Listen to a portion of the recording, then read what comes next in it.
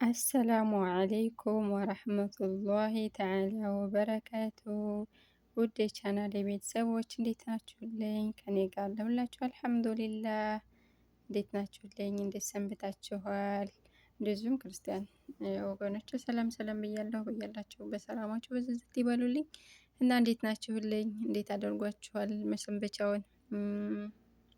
እንግዲህ ዛሬ በአዲስ ቪዲዮ ተገኝቻለሁ ማለት ነው የኔ ወዶች።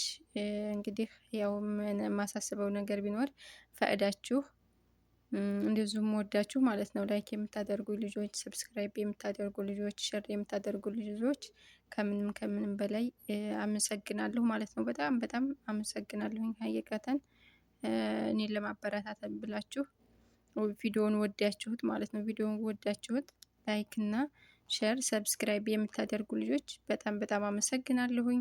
ዛሬ እንግዲህ ወደ አዲስ ወደ የመጣሁበት ሀጃይ ልግባ ማለት ነው። ወደ ገደለው ልግባ ውዶችዬ።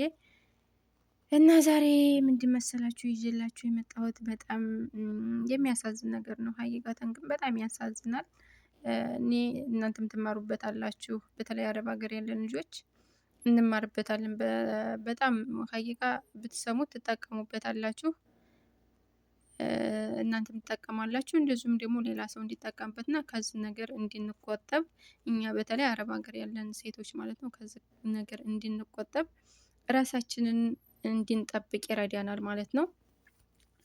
እና ዛሬ ይዤላችሁ እንግዲህ የመጣሁት የአንድ ጓደኛዬን ታሪክ ነው ማለት ነው። ጓደኛዬ እንግዲህ እንደ ማንኛውም ሰው አረብ ሀገር መታ ትሰራለች። በመምጣቷም ደግሞ ብዙ ጊዜ ኖራለች እዛ ሀገር ላይ ወደ 10 አመት ምናምን የሚሆን ተቀምጣለች ማለት ነው። 10 አመት ሙሉ ስትቀመጥ ባል ኢትዮጵያ ነበራት ማለት ነው። መቼም አንቺ ከባልና ከሚስት ላይ አወርጅም እንዴ ነው የምትሉኝ፣ ግን ማለት ነው ሀቂቃ ትማሩበታላችሁ። እኔም እናንተም እንጠቀምበታለን ከዚህ ነገር ብዬ ነው እኔ የራሴ በጣም የገረመኝን እና ይህን ጥፋትማ እነዚህ ሰዎች እንዳያጠፉት በሚል ነው እና እሷ የደረሰባትን ነገር እናንተ ላይ እንዳይደርስባችሁ ብዬ ነው እኔ የማስተላልፈው ማለት ነው። እና ጓደኛዬ ምንድን ገጠማት መሰላችሁ? አረብ ሀገር መጣች። ወደ 10 አመት እንደዚህ በቀላሉ ወደ 10 አመት የሚሆን እንግዲህ ሰርታለች። ባል ኢትዮጵያ አላት። ከዛም ስትኖር ባሏ እዛ ሲኖር ያኔ ባሏ አገባ ማለት ነው። አገባ መባልን ስትሰማ ለማመን እንትን አላላትም፣ ለማመን ከበዳት። ከዛም ምን አደረገችው? በባህር እናለችው እና በባህር መጣ ተቀበለችው። ከዛም እዚህ ሀገር አብረው መኖር ጀመሩ። በባህር መጣ። መንጣት አይቀርም የምናየው ከባድ ነበር በባህር መንጣቱም። እንግዲህ ያው መቼም ታውቃላችሁ በባህር የመጣችው ልጆች። ከዛ መጣ ተቀበለችው። አብረው እየኖሩ እያለ እዚህ ሀገር እሷም ስራዋን እየሰራች እሱም ስራውን እየሰራ አብረው ሲኖሩ ከዛም እንዲያጋጣሚ እሷ ይበለውና ተያዘ ማለት ነው። ባል ተብዬው ተያዘ። እንግዲህ ያኔ በፊት ያው አግብቶ ነበረ። ከዛች ጋር አፋታ ነው ያመጣችው ማለት ነው። ያችን ሲፈታ ፍታና በባህር ላንሳ አለችው። ከዛ ልጅ በጣም ባሏን ተወደዋለች። በቃ እንደውም ምንድን እስከመባል እሱ እኮ በሽታ አለበት እንደዚህ ቫይረስ ተጠቃሚ ነው ምናምን እያሏት ሁላ የፈለገ ቢሆን እንትን አይልም፣ ይሄንን ነገር አይሰራም በማለት ነበርና ልጅየውን ባሏን ማለት ነው በባህር አንጥታ አስመርምራ ውሸት ነው እውነት ነው ለማለት አስመርምራ ሁላ ነበረ። ራሱ ዝም መጥቶ ሜዲካል ወስዶ ምናምን ነበር ነው የተቀበለችው። ከዛም አብረው መኖር ጀመሩ ማለት ነው። እሱ መያዝ አይቀርም እና እንደዛው የሆነ ደግሞ ተያዘ። ብዙ አመት ነው ወደ 3 አመት እንደዛ ከሰራ በኋላ ነው መሰለኝ ተያዘ እላቸዋለሁኝ።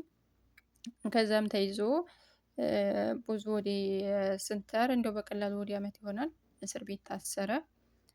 እስር ቤት ታሰረ። እንደዛም ሆኖ እሷም እየሰራች እየከፈለችለት አብረው ሲኖሩ እሱም በቃ እዛው እስር ቤት እንትን አንዴ የአየር ወረፍ አልደረሰም እየተባለ አንዴ በቃ ሌላ ሰው ሲሄድበት ጉቦ እየተከፈለ ለሱ የተቆረጠውን አየር ሌላው ሲሄድበት እንደዛ እያለ ወደ አመት አስቆጠረ። መጨረሻ ላይ ከውስጥ እስር ቤት ከታሰሩት ጓደኞች ጋር ተጣልቶ እንደገና ወደ ፖሊሶች ሲያቀርቡት አንተ ለምንድን ነው እንደዚህ የምትጣላው? ምን ብለህ ነው ምናምን ሲሉት ማን ነው ስምህ ተብሎ ሲናገር ስሙን ተናገረ። እንዲህ የሚባል ተሳፋሪ እኮ ተሸኘ ቆይቷል፣ አንተ ተየት መጣህ ምናምን ሲሉት አይኔ አልሄድኩም አላቸው ማለት ነው። ፖሊሶቹም በዛች በጠብ የተነሳ አለመሄዱም ታወቀ ማለት ነው።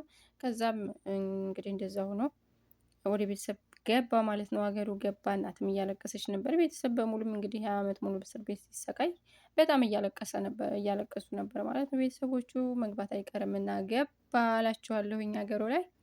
እናም አገሩ ገብቶ እየኖረ እያለ ከዛ ከፈታት ሚስቱ ጋር ተገናኘ ማለት ነው። ከዛ ጋር ሲገናኝ ቤተሰብህም አይኒ ብላ እንደው እሷን ጋር ተመለስ ካለ እንደው ቤተሰቦቹ ብላ ሊገሉት ደረሱ። ሚስት ምን ዘኩና ትላለች። እና ሚስት ምን ያለችውን ነገር እንግዲህ ትልቁ አደጋው የት ጋር እንደሆነ ልንገራችሁ። ሚስት ምን አደረገች? ሀላል የሆነለትን አላሁ ተዓላ ሀላል ያደረገለትን ነገር ሐራም አደረገችበት። እንደዚሁም ደግሞ ሐላል ለሱ ደግሞ ሐራም የተደረገለትን ደግሞ ሐላል አደረገችለት እላችኋለሁኝ።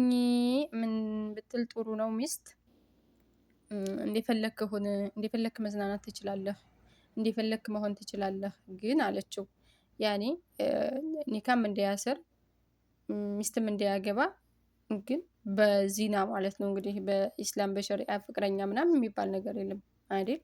የለም። ስለዚህ እሷ ምን አለች?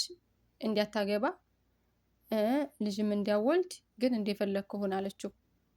ይሄ እንግዲህ ምንድን ነው? አላሁ ተዓላ አግብቶስ ቢያገባስ ያኔ ኒካ ቢያስር እንደዚህ ከሚንዘላዘል ኒካ ቢያስር ምን ችግር ነበረው?